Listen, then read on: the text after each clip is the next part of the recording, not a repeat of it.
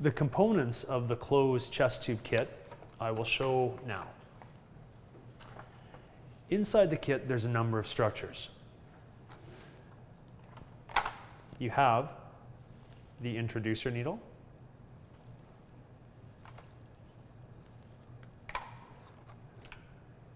the wire, a scalpel to nick the skin, then you have various sized dilators,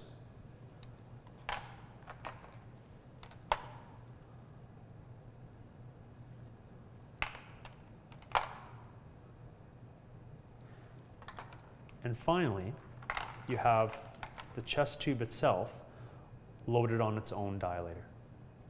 So we're going to start with a demonstration of the closed technique for insertion of a chest tube.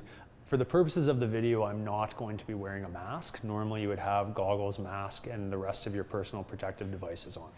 So I'll have my assistant hand me the closed chest tube kit, please, and I will remove things and set them on.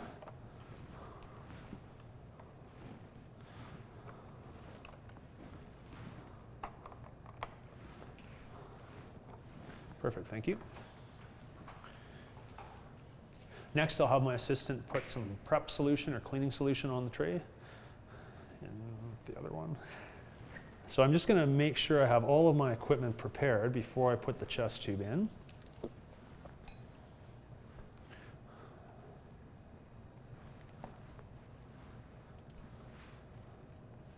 Our patient has already been prepped and draped prior to insertion of the chest tube here today. The first thing I'm going to do is to landmark our patient. So we want to do the 5th intercostal space, which in a male would correspond to approximately the nipple or the inframammary crease in a woman. You can either go the mid or anterior axillary line. So I will feel for the intercostal space. I have my freezing solution.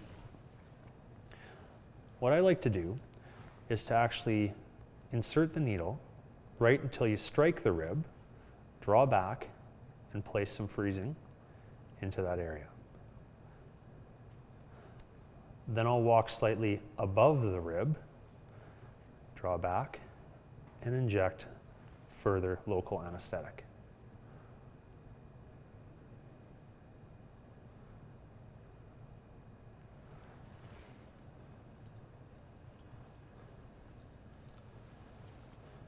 After the freezing's in, I'm going to introduce the needle. What I'm going to do is find my landmark again, 5th intercostal space. I actually like to go in, hit the rib, and then walk the needle above the rib as I'm aspirating with the syringe. When I feel loss of resistance, I know I'm in the thoracic cavity. I will stop advancing the needle and remove the syringe. Next, I'm going to place the guide wire. The guide wire should slide in easily into the thoracic cavity. If you encounter a significant amount of resistance, what I would suggest is to stop the current technique and move to an open chest tube. Once the guide wire is in, you're going to remove the needle from the chest. You need to be careful because the guide wire is quite long and you want to maintain sterile technique. Next, you're going to take a scalpel, make a nick above the guide wire.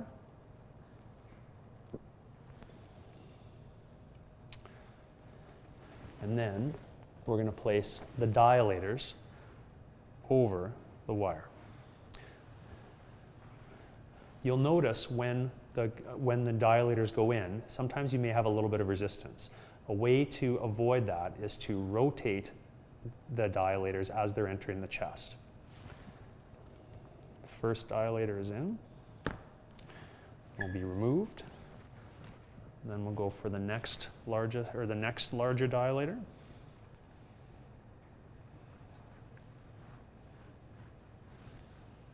Occasionally on the larger dilators, you may notice some resistance from the rib. Way to avoid that is to actually push the dilator cephalad as you're rotating.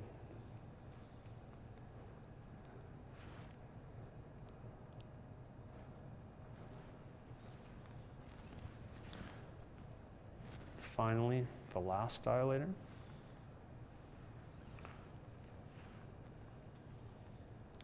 Rotating.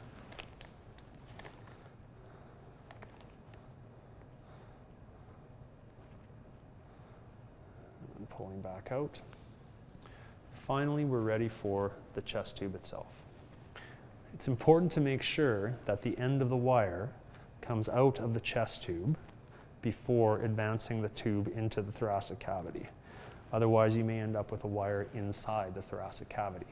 It's also important to ensure that the chest tube has gone in deep enough so that the holes or opening of the chest tube are inside the thoracic cavity.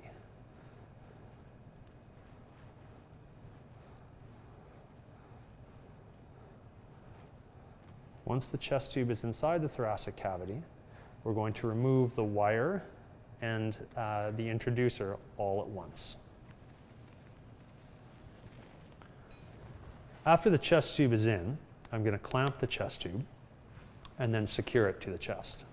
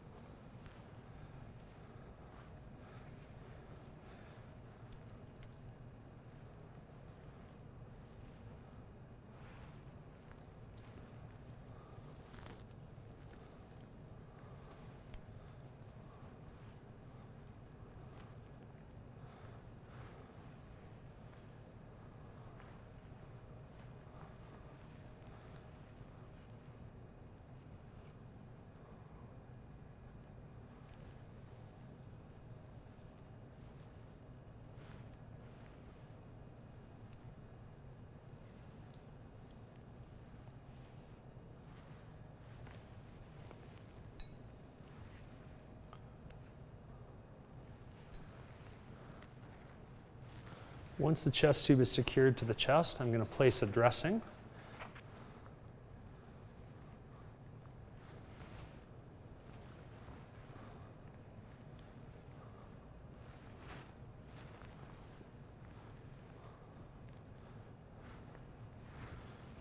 Which will be attached in a moment.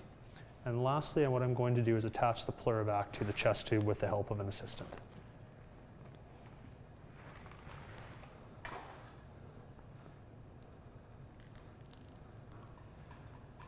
After the drainage system is attached, we will secure it with a securing device. Now the chest tube is inserted. Lastly, for the skin, we're going to put some tape just to secure the dressing as well.